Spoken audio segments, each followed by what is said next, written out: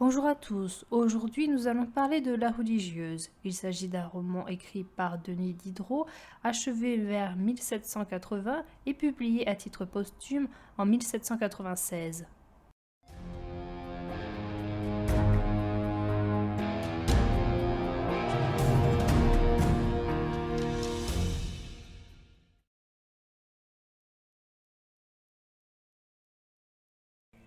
Suzanne écrit ce récit pour le marquis de Croixmare afin de lui expliquer ses malheurs.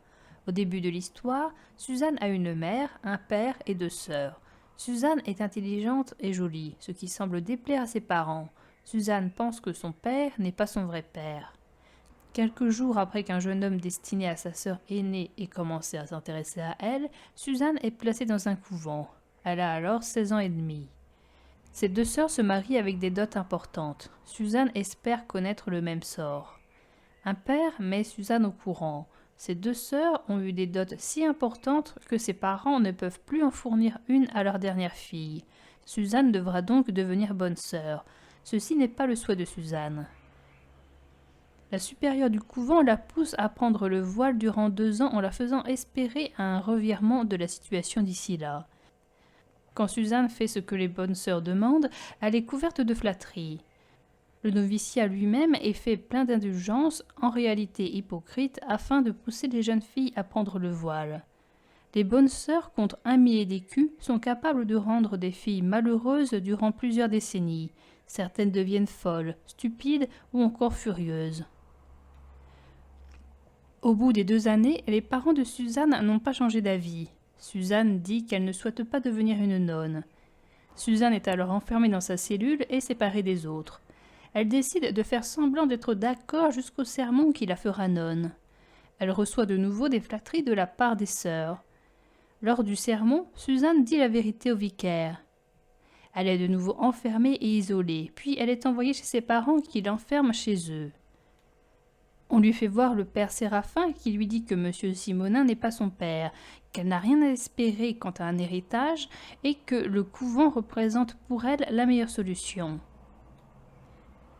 Suzanne va voir sa mère qui lui dit qu'elle la hait car elle lui fait repenser à son amant, que si son père est dur avec elle, c'est car elle soupçonne la vérité et qu'elle pense que c'est à sa fille d'expier sa faute. Il est impossible à Suzanne de se marier après l'esclandre qui a suivi son refus. Il est impossible à Suzanne de se déshériter elle-même. Son père arrive et lui dit de sortir. Le lendemain, Suzanne écrit un mot à sa mère sur lequel elle dit qu'elle est d'accord pour être religieuse. Elle est conduite au couvent de Longchamp. Pour la faire accepter, on vante ses talents de musicienne et de chanteuse. La supérieure du couvent, qui s'appelle Madame de Mauny, est indulgente et pleine de bonté. Suzanne devient une de ses favorites. Elle subit un nouveau noviciat, puis après sa profession, elle devient religieuse. Suzanne ne garde aucun souvenir de la cérémonie. La première année, elle perd sa mère, son père et la supérieure du couvent. Suzanne reçoit une lettre post-mortem de sa mère. Sa mère pense que sa vie dans l'au-delà dépend de la conduite de sa fille qui doit rester une religieuse. La sœur Sainte Christine vient remplacer la sœur de Mauny. Cette femme est sévère et entraîne des troubles, de la haine, des médisances, des persécutions dans ce couvent. La sœur Sainte Catherine met en place des exercices de pénitence alors que la sœur de Mauny les avait abolis. Suzanne ne peut se conformer à ces nouvelles exigences. Elle prend certaines dispositions dont celle de refuser le cilice, celle d'amener d'autres sœurs à la suivre, celle d'avoir un Nouveau et Ancien Testament, celle de n'être que chrétienne et celle de ne faire pas plus que ses obligations. La supérieure et les autres sœurs mènent la vie dure à Suzanne. Elle est isolée de ses camarades et celles qui vont la voir en cachette sont sévèrement punies. Suzanne doit entre autres passer l'office à genoux, vivre de pain et d'eau, rester enfermée dans sa cellule, satisfaire les tâches les plus viles du couvent, ainsi que plein d'autres désagréments. Elle devient le bouc émissaire du couvent et elle se fait harceler par les autres sœurs. Suzanne tombe dans la mélancolie et elle a des idées de suicide. Elle s'occupe à écrire un mémoire. Les sœurs se doutent de quelque chose quand Suzanne demande plus de papier pour une confession qu'elle ne fait pas. Juste avant une fouille dans sa cellule, Suzanne passe ses feuilles à la sœur Sainte Ursule qui a de l'amitié pour elle. Car les sœurs n'arrivent pas à savoir ce que Suzanne a fait du papier qu'elle a demandé, elle est traînée à moitié nue dans une espèce de cave où on la retient durant 3 jours. Elle est ensuite ramenée dans sa cellule où elle doit demander pardon à Dieu et ne jamais parler de ce qu'il s'est passé. Lors d'une leçon de chant, Suzanne parvient à dire à Sainte Ursule de faire passer ses papiers à un avocat. Monsieur Manoury a lu son mémoire et il décide de la défendre. Suzanne obtient de Rome la permission de se défaire de ses vœux. Cependant, elle doit faire face à l'opposition de la maison religieuse et des sœurs. Après que les sœurs aient appris que Suzanne veut se défaire de ses vœux, Suzanne est traitée comme une pestiférée. Elle est de nouveau victime de harcèlement moral et physique. Dans le couvent circule l'idée que Suzanne est possédée. Les sœurs se plaignent d'elle au grand vicaire, M. Hébert, qui vient en personne. Les sœurs font tout pour que Suzanne soit dans un tel état qu'elle se décrédibilise elle-même auprès du vicaire et passe pour une folle. Le jour où le vicaire vient au couvent et célèbre la messe, la supérieure et des sœurs l'emmènent à l'église. Suzanne arrive à répondre normalement aux questions du vicaire et à lui dire la vérité. Il trouve anormal que l'on ait été si sévère avec Suzanne sans raison. Quand il visite sa cellule, il n'y trouve pas grand-chose car les sœurs lui ont quasiment tout enlevé. Le vicaire dit qu'il va se plaindre de la supérieure à Monseigneur et qu'il veut que tout rentre dans l'ordre. Les affaires de Suzanne lui sont alors rendues et elle a de nouveau le droit au parloir. Le procès de Suzanne est perdu, elle est obligée de rester nonne. Son avocat vient la voir et il lui propose de la faire changer de couvent. Suzanne subit encore des supplices. Un soir, elle est conduite à un oratoire à l'aide d'une corde. À moitié nue, elle doit faire sa discipline. Elle doit ensuite vivre 1 mois de pénitence. Elle se rend compte que sœur Ursule se fait subir les mêmes tourments qu'elle par amour. Suzanne finit par tomber malade. Son cas est si grave qu'elle reçoit les derniers sacrements. Cependant, elle arrive à s'en sortir. Maintenant, c'est Ursule qui a des défaillances et qui finit par mourir dans sa cellule. Monsieur Hébert vient dire à Suzanne qu'elle va être transférée au courant de Sainte-Eutrope, près d'Arpajon. Ce transfert est le fruit du travail de son avocat. Quand l'archidiacre demande à Suzanne s'il y a eu des désordres dans le couvent depuis son départ, elle répond qu'il n'y en a pas eu.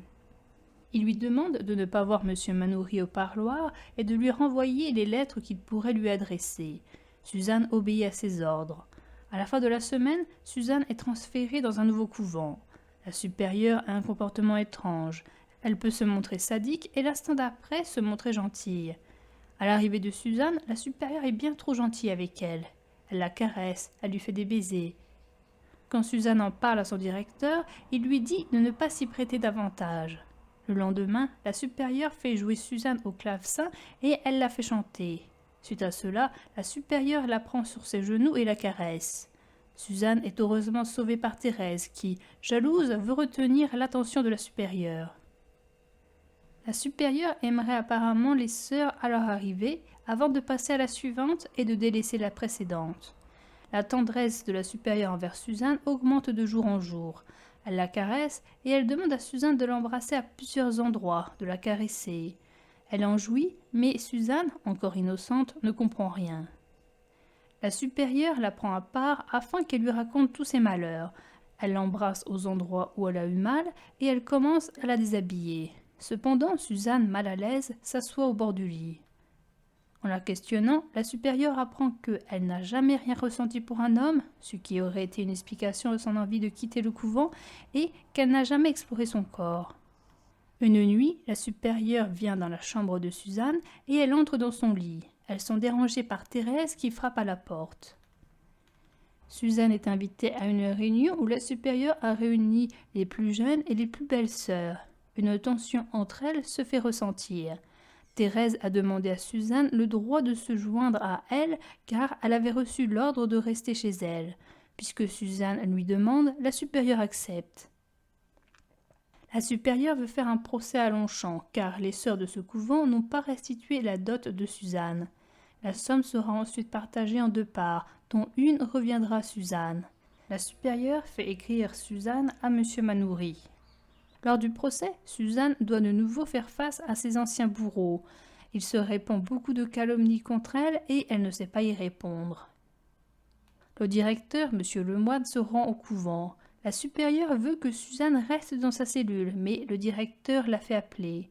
Il la questionne et, comme elle ne peut pas mentir, elle lui dit la vérité à propos des agissements de la supérieure envers elle. Le directeur lui recommande de la fuir, de ne pas dormir cette nuit et de la passer en prière. Suzanne obéit aux ordres. La supérieure vient la voir aux autels où elle prie. Elle lui dit que ses actes ne sont pas aussi terribles que le directeur le dit, et elle essaie de la faire monter dans sa chambre. Suzanne décide de rester là où elle est, et elle ne suit pas la supérieure. Suzanne gagne son procès contre Longchamp, et elle reçoit une pension proportionnée à sa dot. Le couvent a un nouveau directeur qui s'appelle Dom Morel. Face au refus de Suzanne qui la fuit toujours, la supérieure devient plus austère. Elle passe son temps à se plaindre. Elle tombe davantage dans la folie et elle a des sautes d'humeur qui la font passer d'un extrême à l'autre. Pour ne plus subir ces désagréments, les autres sœurs veulent que Suzanne redevienne gentille avec la supérieure. Suzanne s'entretient avec le nouveau directeur qui est lui aussi entré de force dans la religion qui lui inspire du dégoût. De lui, elle apprend les raisons du départ de l'ancien directeur, qui sont très diverses et semblent fausses. Elle demande au directeur en quoi les caresses qu'elle échangeait avec la supérieure étaient mal. Il ne la met pas au courant, voulant la garder innocente. Il prévient Suzanne que la folie de la supérieure ne fera qu'accroître. C'est ce qu'il se passe. La supérieure subit plusieurs mois de folie avant de mourir. Les sœurs ont une nouvelle supérieure qui pense que Suzanne a ensorcelé la précédente. Le nouveau directeur conseille à Suzanne de s'enfuir. Une nuit, on l'aide à s'enfuir. Au moment d'escalader le mur, elle tombe et elle se blesse aux jambes. Un carrosse public l'amène à Paris. Elle se cache dans une chambre dans une maison de Paris, puis elle se rend à Sainte-Catherine et elle finit par travailler dans une blanchisserie. Elle apprend que son ravisseur a été pris. Il risque le cachot et elle aussi si elle est reprise. Son évasion est rendue publique. Elle demande au marquis de Croixmare un métier de femme de chambre, de charge ou de domestique à la campagne où elle pourrait passer inaperçue. En 1760, Diderot débute un roman à partir d'une mystification. Diderot et quelques-uns de ses amis s'inspirent d'une histoire vraie à laquelle ils ajoutent des éléments de fiction, faisant croire à leur ami le marquis de Croixmare qu'une religieuse lui demande de l'aide afin d'échapper au cloître. Le but de ces lettres est de faire revenir à Paris leur ami qui s'est établi en Normandie. En développant ces lettres fictives, Diderot commence à composer le roman La religieuse, sans pouvoir achever son texte.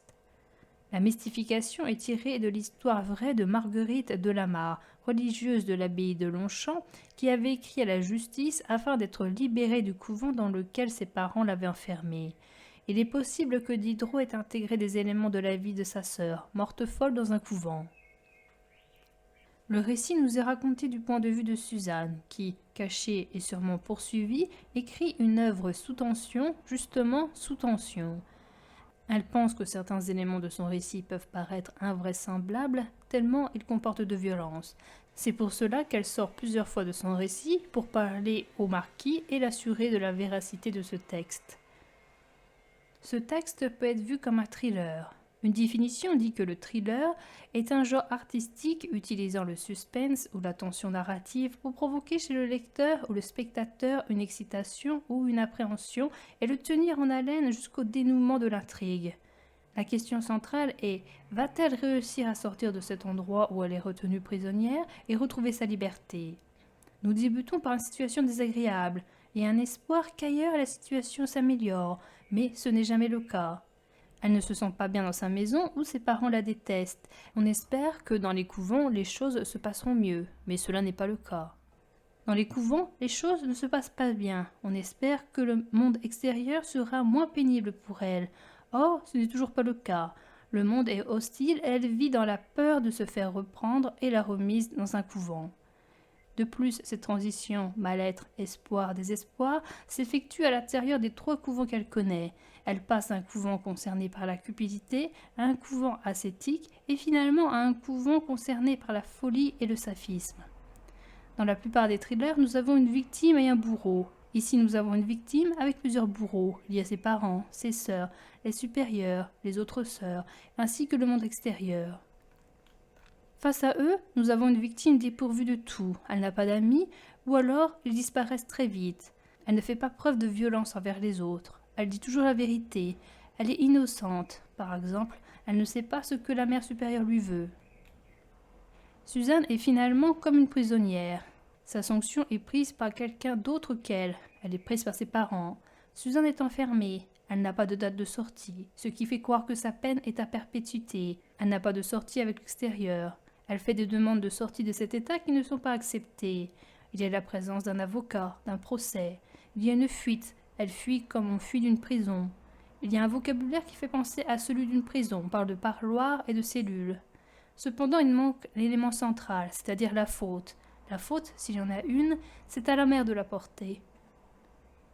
Ce qui se passe, surtout au couvent de Longchamp, est le modèle type du harcèlement de groupe. Il y a la violence qui est psychologique et physique. Il y a la répétitivité. Les agressions qu'elle subit se répètent régulièrement durant une longue période. Il y a également l'isolement de la victime. Suzanne est seule, il n'y a que sœur Ursule qui l'aide, mais elle ne prend jamais sa défense et elle passe son tour quand il s'agit de la mener à la corde. Suzanne est isolée de l'extérieur, elle est dans l'incapacité de se défendre. Il y a l'existence d'un leader et des suiveurs. Il est bien clair que l'atmosphère à l'intérieur du couvent dépend de celui ou de celle qui la gouverne. Ici, il s'agit des supérieurs qui modulent les lois selon leur envie. Ceci est même affirmé par la supérieure du couvent de Sainte-Eutrope. La première supérieure du couvent de Longchamp fait régner une situation plus ou moins normale. La seconde supérieure du couvent de Longchamp est caractérisée par un excès de haine. Suzanne devient la dernière des dernières, celle sur quoi tout repose. La supérieure du couvent de Sainte-Eutrope fait preuve d'un excès d'amour, et encore une fois, Suzanne est celle sur quoi tout repose. Tout ceci se passe dans un monde clos, si bien que cela devient une sorte de norme à l'intérieur, mais est anormal quand ce qu'il se passe est vu par le monde extérieur. Quand le monde hors couvent apprend la manière dont a été traitée Suzanne, le monde extérieur est horrifié par ce qu'il s'est passé. C'est le cas avec l'archidiacre et ses deux compagnons, c'est le cas avec l'avocat, c'est également le cas avec diverses personnes qui ont lu les mémoires de l'avocat. Si le monde du dehors est horrifié en sachant, le monde extérieur peut aussi ne pas comprendre. Et il y a l'incompréhension du monde extérieur quant à sa fuite. Ainsi, Suzanne entend des jugements négatifs sur son lieu de travail. Je suis accablé de fatigue, la terreur m'environne, et le repos me fuit. Ces mémoires, que j'écrivais à la hâte, je viens de les relire à tête reposée, et je me suis aperçu que, sans en avoir le moindre projet, je m'étais montré à chaque ligne aussi malheureuse à la vérité que je l'étais, mais beaucoup plus aimable que je ne le suis. Serait-ce que nous croyons les hommes moins sensibles à la peinture de nos peines qu'à l'image de nos charmes ? Et nous promettions-nous encore plus de facilité à les séduire qu'à les toucher. Je les connais trop peu, et je me suis assez étudiée pour savoir cela.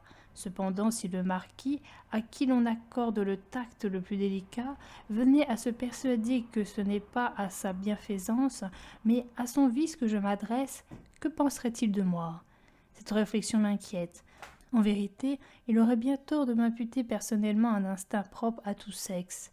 Je suis une femme, peut-être un peu coquette, que sais-je, mais c'est naturellement et sans artifice.